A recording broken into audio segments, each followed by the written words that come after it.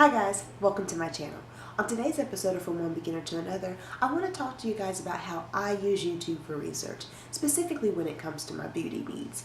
Now before I jump into the topic of today, I do want to take just a few minutes to let you guys kind of understand what I'm trying to do here on this particular series on my channel. If you look on YouTube, you will find a wide range, a plethora of expert advice out there. Whether it's from a makeup artist who's been doing this for years, they've just got so many tips and tricks under their belts, whether for someone who's currently in school who's actually being educated about this particular craft, or whether it's someone who's just been doing makeup for so long they just know what they're doing. They've just had some fails, they've had some wins, and they know exactly what they're doing. I love this information. This is why I love YouTube. This information and the availability of this information has gotten me through some really dark makeup times, and I so appreciate it. That's not necessarily the perspective that I'm coming from here on my channel though. As I've admitted, I am a beginner to makeup. I am just now on this journey. This is a new phase in my life. I am still trying to figure out what works for me, what doesn't, foundation, color, tone, undertones, all kinds of things, techniques, blending. I am still learning all of that kind of stuff. But what I want to do is I want to share that journey with you guys. I want to show you guys what's working and what's not working, my wins and my losses. Literally from one beginner to another. This is what's working for me, girl. This is what ain't. Leave that alone. Try it if you want to. Been there, done that, got the t-shirt. So I'm really just trying to share with you guys what I've learned and hope that it can help someone else along the way. So now that I've gotten that out of the way, let's get to the topic. So how I use YouTube for research, specifically when it comes to beauty. The first thing I like to do is figure out, okay, why am I here on YouTube? Am I here for entertainment? Hence my vlog subscriptions. Am I just want to look at some skits? I want to laugh. I want to cry. Is that why I'm here on YouTube, for pure entertainment? Or am I here looking for a specific product? If I'm here for a specific product, what I like to call research phase, that's whenever I move to step 2. In step 2, I like to try to figure out all I can for a particular item. For example, right now in my current morning routine, it takes me a long time to put my makeup on. I know it's because I'm not the quickest at techniques. I still take a lot of time. I'm still pretty slow because I'm still unsure, and I'm using a lot of different products. So I thought to myself, I know that I'm not really getting any quicker as far as technique, so the next thing for me to try to do is actually find a multitasking product. In this situation, I was looking for a base item. So I was looking for a foundation that would moisturize, that would prime, that would conceal, it would correct, that would do a lot of different things for me so I could wipe out several other products and wipe out so many steps. So I came to YouTube to figure out if there was a multitasking foundation, CC, BB, tinted moisturizer, any type of base that would help me speed up the process. So in the second stage of why I'm here on YouTube, and I know it's here for research, in the second stage what I'm doing is I'm finding out all the information I can about this product.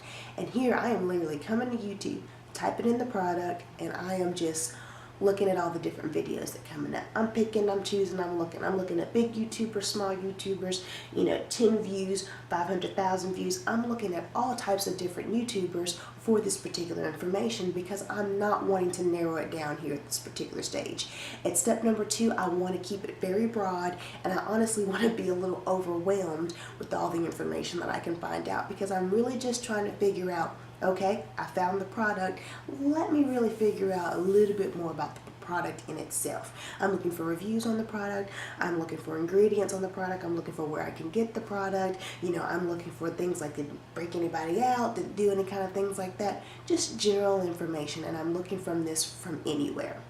Now after step 2, when I feel a little bit more confident, I found out a lot of generic information about the product. I'm thinking, okay, everybody I looked at that said that it did wipe out, their concealer, their primer, their moisturizer. Everybody that I read or everybody that I looked at a review said that it did work for them. It did conceal, it did correct, it did all those types of things. So once I've satisfied that initial curiosity about the product and I'm feeling pretty good about my broad spectrum, step 3 is where I start narrowing down my focus. Step 3, in my opinion, is the most vital step here in the process. In step 3, what I'm doing is I'm going to narrow down the focus on this particular item. So going back to my example of finding a multitasking base product that's actually going to work and speed up my routine, here in the step 3, what I'm doing is I know that I have oily skin and I'm a beautiful brown skin diva. So in step 3, I'm going to be looking for information from beautiful brown skin divas with oily skin. Now a lot of times I can find this information still all together, but sometimes I do have to separate it and look for oily skin types and beautiful brown skin. But either way, I'm still narrowing down that focus. I'm still taking that generic information that I got in step 2 and I'm narrowing it down to fit my skin type and my skin tone, because I want to make sure that even though this sounds great, is it going to work for oily skin? Does it wear well? You know, is it going to look good? Am I going to look like an oil slick at the end of the day? And I'm also trying to figure out, okay, is there a shade range out there for me? Does this come in my skin tone? What are the undertones for? Are they pink? They yellow? They're red? You know, this is where I'm really trying to take all that information from step 2 and really narrow it down to fit me. So what I found that normally if I follow this process and I figure out, okay, I'm here for research, let me get some generic information, now let me get some specific information. I found that if I follow these steps whenever I actually go out and make a purchase, I'm feeling a lot more confident about what I'm doing. I'm feeling a lot more confident that the coin that I'm spending on this is going to be well worth my time.